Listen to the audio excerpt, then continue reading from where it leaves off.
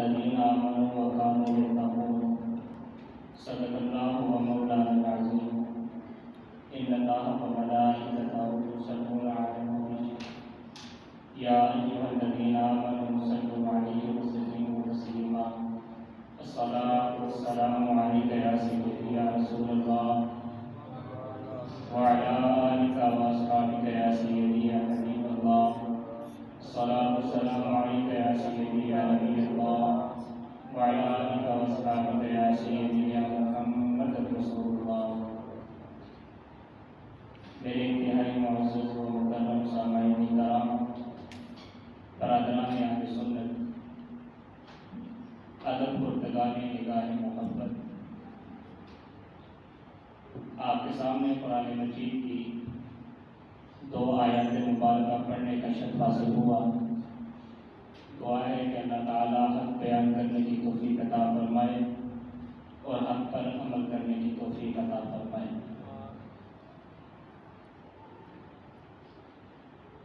ماہ سفر المبارک کی آمد ہے۔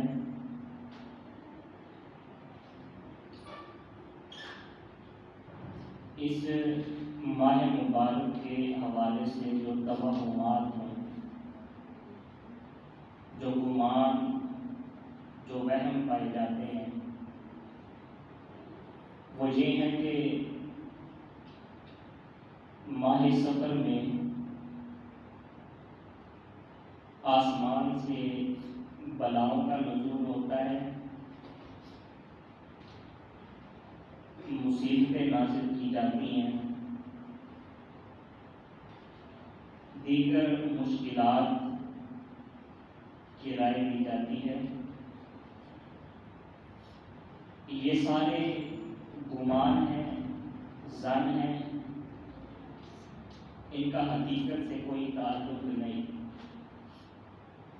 اور یقین کیا ہے کہ ماہ سفر میں اللہ تعالیٰ کی رحمتیں، اللہ تعالیٰ کی برکتیں، اللہ تعالیٰ کی نعمتیں نازل ہوتی ہیں۔ جس دن نبی کریم صلی اللہ علیہ وآلہ وسلم آپ کا اس عالم میں نزول ہوا، اسی دن سے آپ عالمین کی رحمت بن کر تشریف لائے۔ مصیبتیں، بلائیں، ان سب کا نزول، ان سب کا وجود اسی دن سے ختم ہو گیا۔ کوئی مصیبت دوبارہ نازل ہونے والی نہیں ہے، کیونکہ رحمت للعالمین تشریف لا چکے ہیں۔ تو پھر یہ مہینہ کن چیزوں کا مہینہ ہے، اس کی برکات کیا ہے؟ یہ وہ مہینہ ہے کہ جس میں حسن بن علی رضی اللہ تعالیٰ عنہ آپ کا یوم وصال ہے۔ یہ وہ مہینہ ہے کہ جس میں حضرت امام باقر رضی اللہ تعالیٰ عنہ آپ کا یوم وصال ہے۔ یہ وہ مہینہ ہے جس میں حضرت امام موسیٰ کاظم رضی اللہ تعالیٰ عنہ آپ کا اللہ تعالیٰ سے لقاء ہے۔ یہ وہ مہینہ ہے جس میں محمود غزنوی رحمۃ اللہ تعالیٰ علیہ ان کا وصال ہوا۔ یہ وہ مہینہ ہے جس میں حضرت پیر مہر شاہ رضی اللہ تعالیٰ عنہ آپ کا اللہ تعالیٰ سے وصل ہوا۔ اور یہ وہ مہینہ ہے کہ جس میں حضرت داتا علی حجویری رضی اللہ تعالیٰ عنہ آپ کا اللہ تعالیٰ سے وصل ہوا ہے۔ یہ چند ایک شخصیات جن کے نام لیے گئے، ان کے علاوہ بے شمار اللہ تعالیٰ کے اولیاء جن کا وصال اس ماہ مبارک میں ہوا ہے، اور اسی ماہ مبارک میں ان تمام اولیاء کے اعراس ہوتے ہیں، عرس ہوتے ہیں۔ جس طرح حضور داتا علی حجویری رضی اللہ تعالیٰ عنہ آپ کا عرس جاری و ساری ہے۔ اللہ تعالیٰ ہم تمام کو ان کی دعاؤں میں سے رحمتیں برکتیں عطا فرمائے۔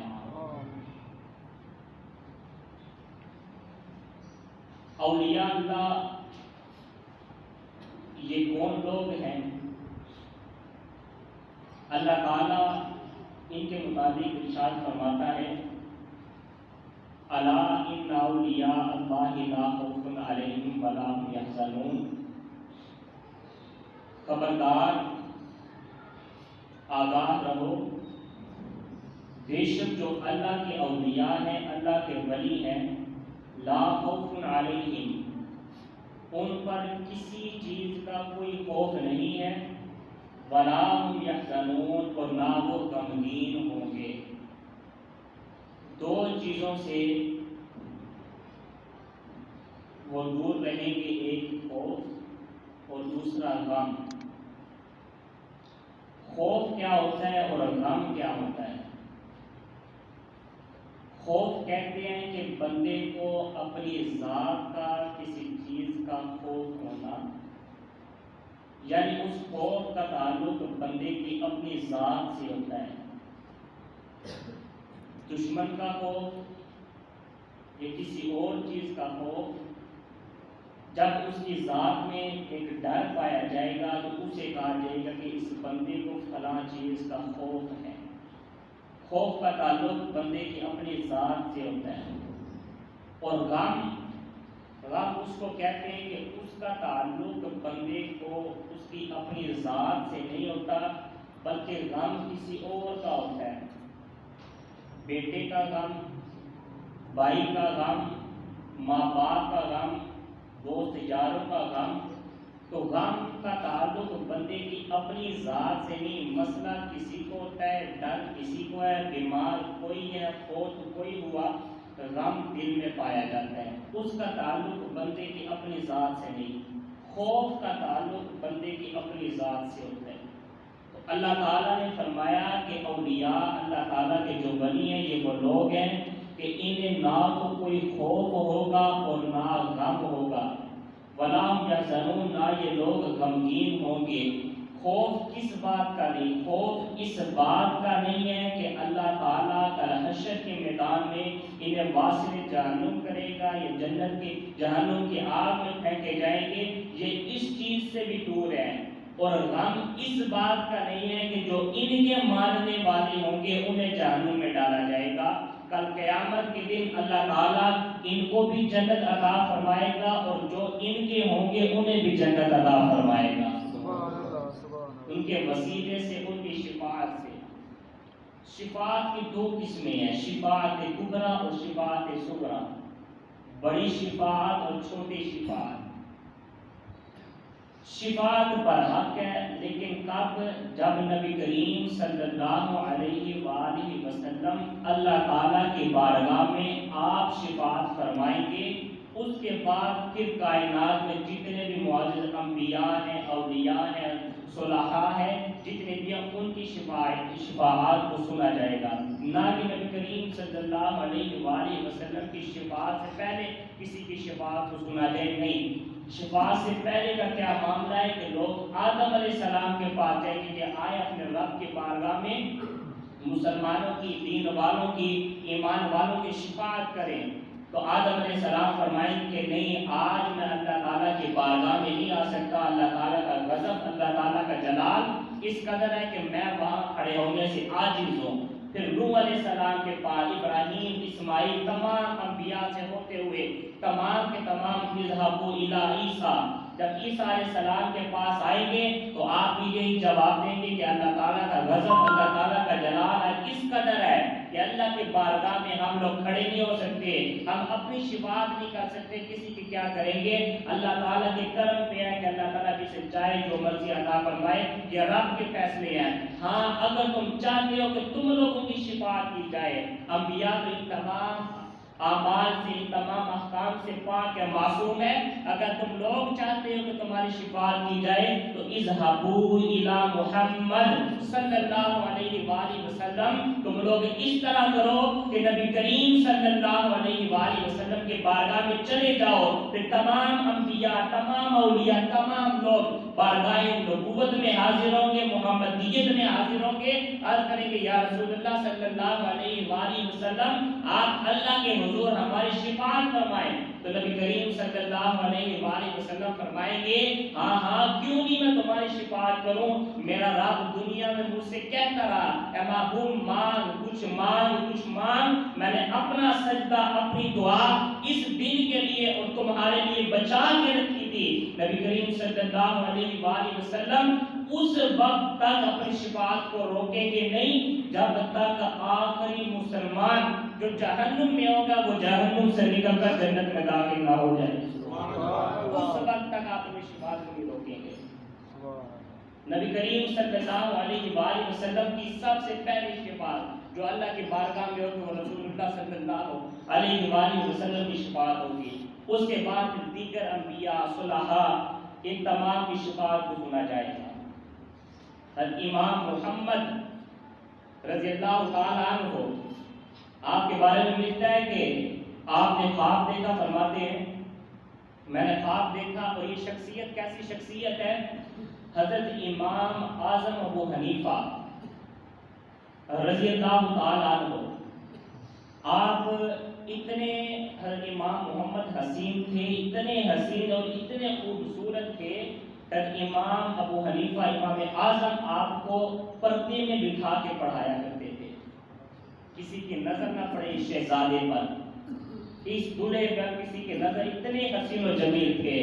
اور جب آپ عالم بنے, استاد بنے, شاگرد بنے آپ کے, تو آپ ایک غیر مسلموں کا بازار تھا, مشہور تھا.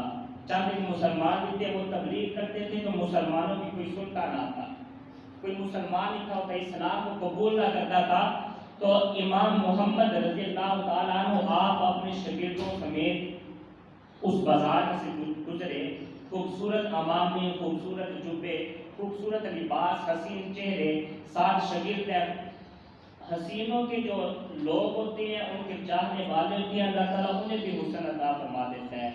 اور اس طرح حسین چہرے جب اس بازار سے گزرے تو جس نے حضرت امام محمد رضی اللہ تعالیٰ عنہ کا چہرہ دیکھا وہ تمام کلمہ پڑھتے رہے, لا الہ الا اللہ محمد رسول اللہ. کوئی تبلیغ نہیں کہ مسلمانوں اے لوگو اے غیر مسلموں آؤ اسلام میں داخل ہو, یہ کرو, یہ احکام ہے, اس طرح یہ اسلام کا یہ کچھ نہیں کہا, کوئی تبلیغ نہیں کی. بس بازار سے گزرے ہیں. اور جب گزر گئے نا تو پھر مسلمانوں نے پوچھا, جو بازار والے تھے, دکانوں والے تھے, انہوں نے کہا کہ ہم تم سے برسوں سے کہہ رہے ہیں کہ مسلمان ہو جاؤ, تم غلط رستے پہ ہو, ہدایت کے رستے پہ آؤ, تو ہماری باتوں کو تم لوگ ٹال دیتے تھے, ہماری سنتے نہ تھے, ہمیں فالتو سمجھتے تھے. ابھی تو ہمارا امام گزرا ہی ہے, کچھ بولا نہیں, کچھ سنا نہیں, کوئی لب نہیں ہلائے, کوئی آواز نہیں تم نے سنی, اور کلمہ پڑھ کے مسلمان ہو گئے ہو. تو انہوں نے کہا کہ ہم یہ نہیں دیکھا کہ کچھ بولتا ہے یا نہیں بولتا, ہم نے تو چہرے کو دیکھا ہے. تو ہمارے دل سے آواز اٹھی کہ اے شخص کلمہ پڑھ اور مسلمان ہو جا.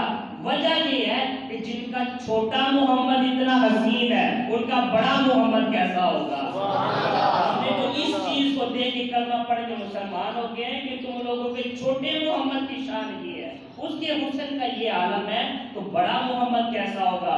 حضرت داتا علی حجویری فرماتے ہیں کہ تمام اولیاء, جتنے بھی اولیاء ہیں, ابو بکر صدیق سے لے کر قیامت تک جتنے بھی اولیاء آئیں گے, ان تمام کے حسن اور ان تمام کے عمل کو جمع کیا جائے تو وہ اس خاک تک نہیں پہنچ سکتے جس خاک سے نبی کریم صلی اللہ علیہ وسلم کا گزر ہوا ہے. آپ ایک مرتبہ وہاں سے گزرے ہیں. حضرت داتا علی حجویری رضی اللہ تعالیٰ عنہ فرماتے ہیں یہ شفاعت کی قسمیں, تو ان لوگ یہ اللہ کی جو اولیاء ہیں انہیں نہ تو اپنا خوف ہوگا, اللہ تعالیٰ نے اس کی بھی سند دی ہوگی, اور نہ کسی کا اپنے چاہنے والوں کا غم ہوگا. اللہ تعالیٰ ان کو بھی ان کے صدقے جنت عطا فرمائے گا. لیکن کیسے جنت عطا فرمائے گا؟ یہ نہیں کہ میں ایک صالح کا, ایک اچھے پیر کا مرید ہوا اور میں نے صرف ایک بار ہاتھ میں ہاتھ دے کے زندگی اس بات پہ گزار دی ہے کہ دوبارہ پیر خانے جانے کی ضرورت نہیں ہے.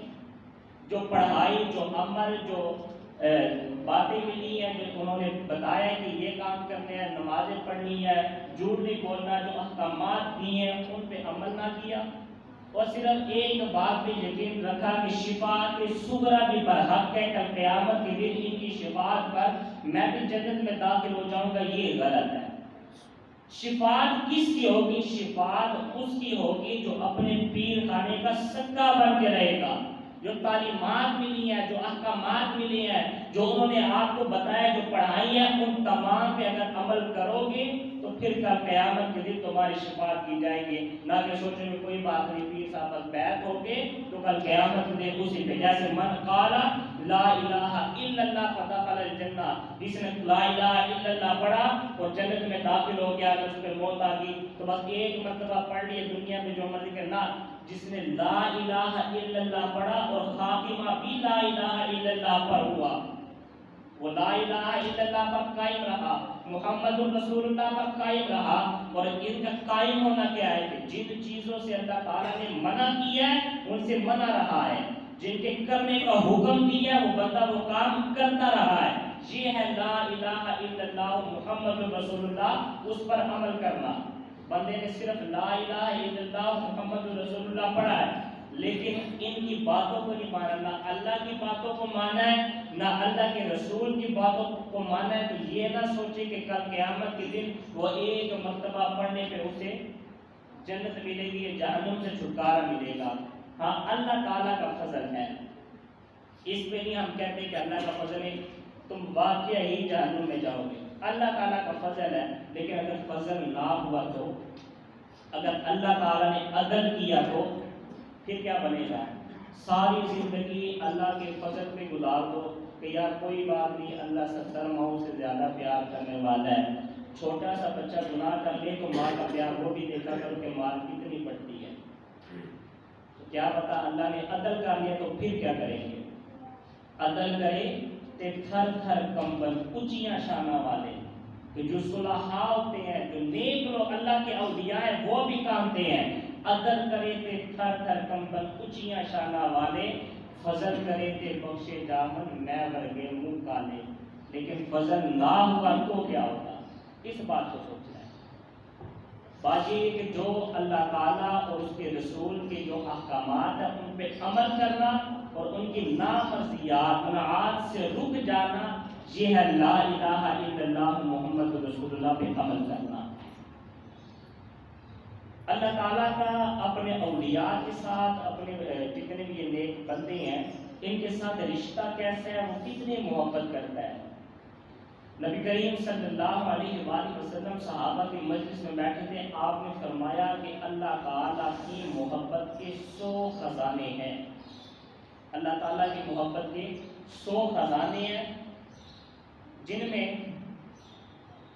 ماں باپ کی محبت، ماں کی بیٹے سے محبت، باپ کی بیٹے سے محبت، بھائی کی بھائی سے محبت، بھائی کی بہن سے محبت، میاں کی بیوی سے محبت، جانوروں کی محبت، اور وہ جانور جو چیر پھاڑ کرتے ہیں ایک دوسرے کو کھا جاتے ہیں ان کی محبت، یعنی چیر پھاڑ کرنے والا جو پرندہ ہے وہ اپنے بچوں سے تو محبت کرتا ہی ہے، جتنی بھی محبت ہے یہ اللہ تعالیٰ نے اس کائنات کے اندر محبت کا ایک دروازہ کھولا ہے۔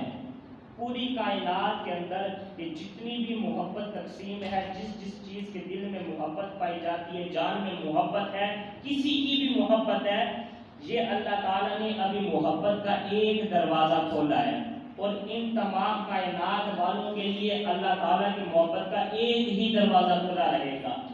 تو صحابہ نے عرض کی یا رسول اللہ صلی اللہ علیہ وآلہ وسلم، باقی جو 99 دروازے ہیں، 99 خزانے ہیں اللہ تعالیٰ کی محبت کے، وہ کس کے حصے میں ہیں؟ تو نبی کریم صلی اللہ علیہ وآلہ وسلم نے فرمایا اللہ تعالیٰ کی محبت کے جتنے بھی باقی خزانے ہیں وہ تمام کے تمام اللہ تعالیٰ کا قیامت کے دن اپنے اولیاء کو عطا فرمائے گا، وہ اللہ تعالیٰ اپنے نیک لوگوں کو عطا فرمائے گا۔ اور یہ نیک لوگ کیسے ہیں؟ گزشتہ جمعہ کے مبارک یا گزشتہ سے پیوستہ میں نے حدیث پاک پڑھی تھی کہ اللہ تعالیٰ کہ وہ بندے جو جنت میں داخل نہیں ہو رہے ہوں گے انہیں نور کی زنجیریں ڈال کر جنت میں لایا جائے گا، پھر اللہ کا دیدار کروایا جائے گا، انہیں شراب طہور پلایا جائے گا۔ تو اللہ تعالیٰ کی محبت کیسے ہے؟ اسی حدیث کے اگلے جملے ہیں کہ جب وہ ایک مرتبہ اپنے رب کا دیدار کر لیں گے، ایک نظر پڑے گی اپنے رب پر، تو 70,000 سال تک اللہ تعالیٰ کے حسن کے وہ جو جلوے انہوں نے دیکھے ہوں گے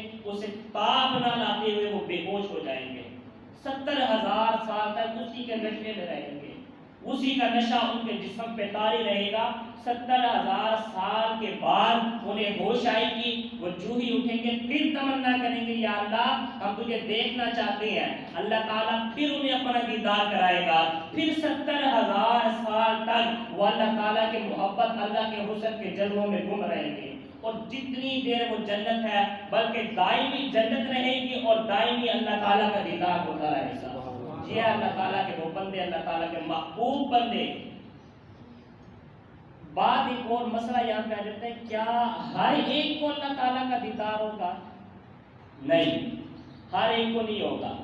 اللہ تعالیٰ کے خاص بندے ہیں جنہیں اللہ تعالیٰ کا دیدار نصیب ہوگا اور کسی کو نہیں ہوگا۔ تو پھر وہ بات کہ جنت کے اندر جو چیز مانگو گے اللہ تعالیٰ تمہیں عطا کرے گا، پھر دیدار کیوں نہیں ہوگا؟ دیدار مانگو گے تو عطا کیوں نہیں ہوگا؟ جب ہم نے اپنی کلاس میں استاد نے یہ حدیث پڑھی تو ہم نے یہی بات کی، ہم نے کہا کہ حدیث پاک ہے کہ جنت میں جو چاہو گے ملے گا، تو اگر اللہ تعالیٰ کا دیدار مانگ لیں گے تو اللہ تعالیٰ کا دیدار کیوں نہیں کرائے گا؟ یہ بات تو نہیں نا کہ جنت میں جو مانگو وہ ملے گا۔ تو بڑا پیارا جملہ استاد نے فرمایا، انہوں نے کہا کہ کبھی زندگی کے اندر تمہارے دل کے اندر تمنا آئی ہے کہ ہم اللہ تعالیٰ کا دیدار کریں؟ نہیں، مدینے کی زیارت کریں، حج کے لیے جائیں، سرکار کی زیارت ہو، جہاں تک آ کے ختم۔ کبھی دعا نہیں کی یا اللہ ہم تجھے دیکھنا چاہتے ہیں، ہمیں اپنا دیدار عطا فرما۔ نعمتیں مانگ لیں گے، دولت مانگ لیں گے، دنیا مانگ لیں گے، آخرت مانگ لیں گے، جنت مانگ لیں گے، مکہ و مدینہ مانگ لیں گے، رسول اللہ کو مانگ لیں گے، اللہ کو نہیں مانگیں گے، اللہ کا دیدار نہیں مانگیں گے۔ مانگیں گے تو رب کی بخشش، رب کی مغفرت، رب کی رحمت، یہ نہیں کہیں گے کہ یا اللہ ہمیں اپنی زیارت عطا فرما۔ فرماتے ہیں کہ جس طرح دنیا کے اندر خیال نہیں آتا یا اللہ ہمیں اپنی زیارت عطا فرما، اس طرح جنت کے اندر بھی ہمیں خیال نہیں آئے گا۔ ہم جنت کی دیگر نعمتیں ایسی نعمتیں ہوں گی کہ ہم انہیں دیکھ کے ہم اللہ کا دیدار بھول جائیں گے، انہی نعمتوں میں لگے رہیں گے۔ اور جو نیک بندے جو یہاں پہ اللہ کا دیدار مانگتے ہیں کہ یا اللہ ہمیں اپنا دیدار عطا فرما، ہم تجھے دیکھنا چاہتے ہیں، وہ ایسے لوگ ہوں گے کہ قیامت کے دن ان کی زبان پہ ایک ہی ہوگا، یا اللہ تو تجھ سے دنیا میں مانگا کرتے تھے، ہم اسی بات پہ قائم ہیں، ہمیں وہی چیز عطا فرما، اور وہ تیرا دیدار ہے، ہم تجھے دیکھنا چاہتے ہیں، ہمیں وہ عطا فرما۔ اور یہ لوگ ان کا اللہ تعالیٰ نے اگر کسی بندے نے کسی چیز اپنی ایک مثالیت کو ظاہر کرنا ہو، اپنی بے مثالیت کو، اپنے کمال کو ظاہر کرنا ہو، تو جو اپنی سب سے خاص چیز ہوتی ہے بندہ اسے سامنے رکھتا ہے کہ بھائی یہ میری چیز ہے، اس کے مقابلے میں کوئی چیز لا کے دکھاؤ۔ جیسے اللہ تعالیٰ نے اپنے محبوب کو بنا کر دنیا میں بھیجا اور ہر مصور کو چیلنج کر دیا کہ اس طرح کی تصویر بنا کے دکھاؤ۔ جس طرح قرآن کو نازل کیا تو قرآن کو نازل کر کے اللہ تعالیٰ نے فرمایا کہ اگر تم لوگ چاہتے ہو کہ یہ نبی کریم صلی اللہ علیہ وآلہ وسلم نے یہ اپنی طرف سے قرآن بنایا، تم قرآن کی کسی ایک سورت یا کسی آیت کے مطابق اس طرح کی کوئی ایک آیت لا کے دکھاؤ تو مان لیں گے واقعی قرآن خود سے بن سکتا ہے۔ یہ بے مثال، یہ کمال۔ تو کل قیامت کے جب کافروں کو لایا جائے گا حشر کے میدان کے اندر تو اللہ تعالیٰ ان سے پوچھے گا بتاؤ تمہارا رب کون ہے؟ تمام کافر سب کہیں گے کہ ہمارا رب تو ہے۔ اللہ تعالیٰ فرمائے گا دنیا میں کیا کہا کرتے تھے، دنیا میں کس کو مانتے تھے؟ وہ کہیں گے کہ ہم بتوں کو مانتے تھے۔ تو اللہ تعالیٰ ان تمام بتوں کو حشر کے میدان میں سامنے لائے گا اور کہے گا کہ فرمائے گا کہ تم لوگ انہی کو اپنا رب مانتے تھے؟ وہ کہیں گے کہ ہاں یا اللہ ہم انہی کو اپنا رب مانتے تھے، اور اب یا اللہ ہمیں معافی عطا فرما، ہم ان کو اپنا رب نہیں مانتے، ہم تجھے اپنا رب مانتے ہیں۔ فرمایا تم نے دنیا کے اندر ان کا ساتھ دیا ہے، انہی کو رب ماننا ہے، تو اللہ تعالیٰ فرشتوں کو حکم دے گا، فرشتوں اٹھاؤ ان تمام بتوں کو اور جہنم میں ڈال دو۔ جب ان تمام بتوں کو جہنم میں ڈال دیا جائے گا تو اللہ تعالیٰ پھر ان کافروں سے فرمائے گا جاؤ تم لوگوں کے خدا، تم لوگوں کے معبود جہنم میں ہے، جاؤ جا کے ان کے ساتھ دو، ان کے پاس چلے جاؤ۔ تو سب ہاتھ جوڑ دیں گے یا اللہ وہ ہمارے رب نہیں ہے، وہ ہمارے معبود نہیں ہے، ہمارا ان سے تعلق نہیں ہے، ہمارا رب تو ہے۔ اللہ تعالیٰ فرمائے کیا یہ تھی تم لوگوں کی محبت کہ دنیا کے اندر تم ساتھ ریتے جوڑتے، پوجا ان کی کرتے تھے، اس ماں باپ کیا، بزرگ کیا، استاد کیا، گرو کیا، اپنے رب کا رشتہ دیا، رب کا رتبہ دیا، اور آج اب تمہارا رب جہنم میں تجھے پکار رہا ہے کہ آؤ میں جاؤ یہاں کی عبادت کرو، یہاں میرے پاس آؤ، تم نے رک گئے ہو، یہ تھی تم لوگوں کی محبت۔ پھر اللہ تعالیٰ فرمائے گا کہ آؤ میں تمہیں محبت دکھاتا ہوں۔ اللہ تعالیٰ ندا دے گا آئین متحابون فیا، اے لوگوں سامنے آؤ جو مجھ سے محبت کرتے تھے، میرے سے محبت کرنے والے میدان حشر میں ہے۔ تو کہیں سے داتا علی حجویری آ رہے ہوں گے، کہیں سے بابا فرید توڑے آ رہے ہوں گے، کہیں سے خواجہ اجمیری آ رہے ہوں گے، کہیں سے جماعت علی شاہ آ رہے ہوں گے، کہیں سے عبد القادر جیلانی آ رہے ہوں گے، کہیں سے قطب الدین بختیار کافی آ رہے ہوں گے، کہیں آقائے نقشبند آ رہے ہوں گے، کہیں سے پیر نصیر آ رہے ہوں گے، کہیں سے خواجہ نصیر آ رہے ہوں گے۔ یہ تمام کے تمام جب حشر کے میدان میں جمع ہو جائیں گے تو اللہ تعالیٰ فرمائے گا مجھ سے محبت کرنے والوں اگر مجھے جاننا چاہتے ہو، مجھ سے ملنا چاہتے ہو، وہ دہکتی آگ میں چھلانگیں لگاؤ، میں اس دہکتی آگ میں تمہیں مل جاؤں گا۔ ایک لمحہ سوچے بغیر تمام کے تمام جہنم کی طرف دوڑنے لگ جائیں گے۔ تمام ملائکہ اللہ کی بارگاہ میں التجا کریں گے یا اللہ یہ لوگ تو تجھ سے محبت کرنے والے ہیں، انہوں نے کوئی ایک کام ایسا نہیں کیا جو تیری رضا، جو تیری مرضی کے خلاف ہو، آج تو انہیں جہنم میں بیچ رہا ہے۔ اللہ فرمائے گا نہیں، میں لوگوں کو دکھانا چاہتا ہوں کہ اور ربوں کی عبادت کرنے والے اس طرح کے ہوتے ہیں، اس رب کی عبادت کرنے والے اس طرح کے ہوتے ہیں۔ تم ایک نظارہ دکھانا چاہتا ہوں، جو ہی وہ جہنم کے قریب پہنچیں گے اللہ تعالیٰ زمین کو حکم دے گا زمین تو سی ہو جا، وسط میں آ جا، مزید بڑھ جا، زمین اور بڑھ جائے گی، وہ دوڑنا چھوڑیں گے اور جہنم کی طرف بھاگ رہے ہوں گے۔ اللہ تعالیٰ ملائکہ سے فرمایا گیا ملائکہ جاؤ اپنے نورانی پروں کو جا کر میرے ان اولیاء کے قدموں کے نیچے پھیلا دو اور انہیں اپنے پروں پہ سوار کرتے ہوئے، ان کے قدموں کے بوسے لیتے ہوئے انہیں واپس میری بارگاہ میں لے آؤ۔ پھر جب واپس آ جائیں گے اللہ تعالیٰ فرمائے گا کہ یہ ہے حقیقی بندے، حقیقی رب کے اصل محبت ان بندوں کی ہوتی ہے۔ جب یہ بندے واپس آ جائیں گے اور پھر خدا فرمائے گا کہ تم لوگوں نے محبت کی انتہا کر دی ہے، پھر اللہ تعالیٰ ایک دروازہ اللہ نے اس دنیا میں کھولا تھا محبت کے خزانوں کا، 99 محبت کے خزانوں کے دروازے اللہ تعالیٰ اپنے ان بندوں پہ کھول دے گا۔ یہ ہے وہ بندے جہاں کے عرصوں میں جانا اور دعا کر کے واپس آ جانا محض یہی نہیں ہے عقیدت۔ عقیدت یہ ہے کہ جہاں کا عرص ہو رہا ہے وہیں کے بن جاؤ، ان کی تعلیمات، ان کے احکامات، ان کی جتنی بھی تعلیمات ہیں ان پہ عمل کرو، نہ کہ ایک سال کے بعد بندہ ایک دیگ چڑھا کے واپس آ جائے اور تعلیمات تک نہ جانے۔ کشف المحجوب یہ داتا علی حجویری کی ایسی کتاب ہے، تمام صوفیاء نے کہا ہے کہ قرآن و حدیث اگر ہمارے پاس سے سلب کر دی جائے، لے لی جائے تو کائنات کی ہدایت کے لیے کشف المحجوب کافی ہے۔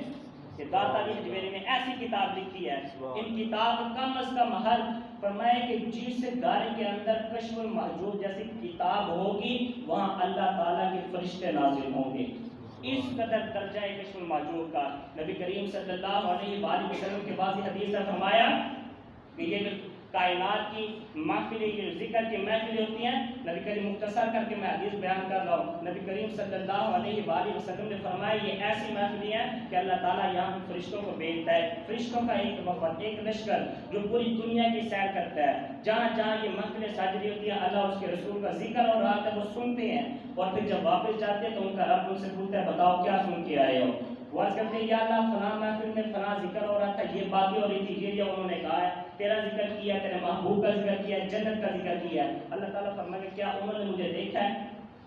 عرض کریں گے یا اللہ نہیں. فرمایا آج اور کیا ذکر کیا؟ یا اللہ جنت کا ذکر کر رہے تھے. فرمایا کیا انہوں نے جنت دیکھی ہے؟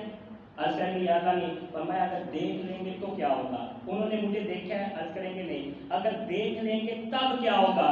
پھر جب اللہ تعالیٰ فرمائے گا اور ابھی یا اللہ اتنی بات ہے. فرمایا پھر قد غفرت لہو، جان لو کہ جتنے بھی بندے تم لوگ اس محفل میں دیکھ کے آئے ہو، جہاں جہاں یہ محفل لگ رہی تھی، میں نے ان تمام کی مغفرت کر دی ہے. پھر اللہ تعالیٰ ایک اور بندے کا نام لے کہ میں نے فلاں کی مغفرت بھی کر دی ہے. تو عرض کریں گے ملائکہ کہ یا اللہ یہ بندہ ہم نے محفل میں دیکھا نہیں ہے کہ محفل پاس سے گزرا تھا. اللہ تعالیٰ فرمائے گا یہ محفل میں شامل نہیں ہوا، لیکن جب گزر رہا تھا تو اس کے دل کے اندر تمنا آئی تھی کہ میں اس محفل میں شامل ہو جاؤں. اس کی نیت کے بلبوتے پہ میں نے اس کے خطاؤں کو معاف کر دیا ہے. جا نہیں سکتے ہو نہ جاؤ، اپنی عقیدت کو برقرار رکھو. یہ جو جاہل لوگ ہیں، جاہل لوگوں کی حرکات کی وجہ سے، جس طرح کے عرصوں پہ میلے وغیرہ یہ ہوتے ہیں، ہم ان حرکات کی وجہ سے، ان جہالت کی وجہ سے ہم اپنے پیر خانوں کا بھی انکار کر دیتے ہیں. ان کی عظمت، ان کی صالحیت، ان کی نفاست کا بھی انکار کر دیتے ہیں. یار درباروں میں تو ہوتا ہی یہ ہے، جو جہالت ہے اسے جہالت سمجھو، لیکن جو پاکیزگی ہے اسے پاکیزگی سمجھو. یہ اہل سنت کی نشانی ہے، یہ اسلام کی نشانی ہے. میرا بیان علیہ رحمہ فرماتے تھے 3 بندوں کا بر صغیر پہ احسان ہے، جس کی وجہ سے بر صغیر کے اندر اللہ اس کے رسول کا نام لیا جا رہا ہے. پہلا بندہ داتا علی حجویری ہے. یہ وہ شخص ہے جو بر صغیر کے اندر اسلام لے کے آیا تھا. دوسرا بندہ خواجہ اجمیری ہے. یہ وہ شخص ہے جس نے بر صغیر کے اندر اسلام کو پھیلایا تھا. اور تیسرا نام لیتے ہیں کہ امام ربانی مجدد الفسانی کی ذات ہے. یہ وہ شخص ہے جس نے بر صغیر کے اندر اسلام کو بچایا تھا. تو ہم نے اپنے اکابر، اپنے علماء، اپنے اولیاء، ان تمام کا احترام کرنا ہے. ان کی عقیدت ہمارے دل کے اندر ہونی چاہیے، نہ کسی جاہل لوگوں کی. اللہ تعالیٰ جاہلوں کو نشت و نابود کرے. ہدایت کے قابل ہے تو ہدایت نہ فرمائے، اہل سنت کا بول بالا فرمائے. وما علینا الا البلاغ المبین.